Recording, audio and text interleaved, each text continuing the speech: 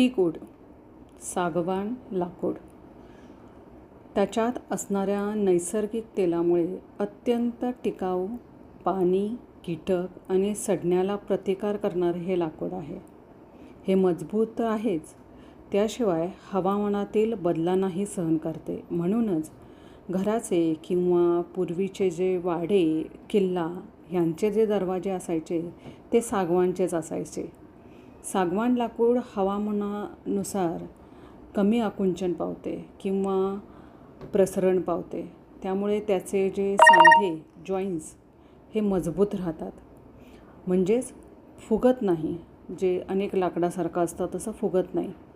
सागवान लाकूड हे अनेक वर्ष, अगदी शतकानुशतके टिकतं. कारण ह्या लाकडात नैसर्गिक तेल असल्यामुळे ते पाणी, ओलसरपणा आणि वाळवी किंवा इतर कीटकांनाही प्रतिकार करते. याला विशेष रंगाची, देखभालाची गरज नसते. ह्याला साधं जरी तुम्ही पुसलं ना तरी त्याला पुरेसं आहे. म्हणूनच हे लाकूड अतिशय अट्रॅक्टिव्ह असं हे लाकूड असतं.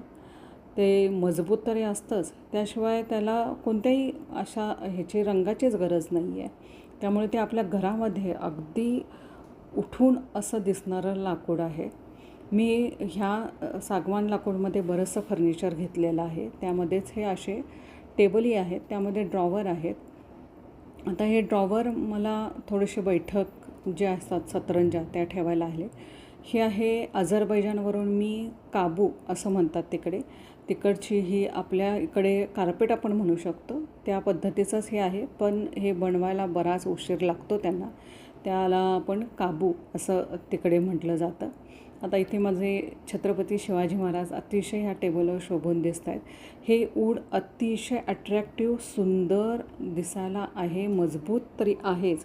म्हणून सागवान लाकडाचा रंग आणि पोत खूप सुंदर असतो, जो घराला आकर्षक लूक देतो.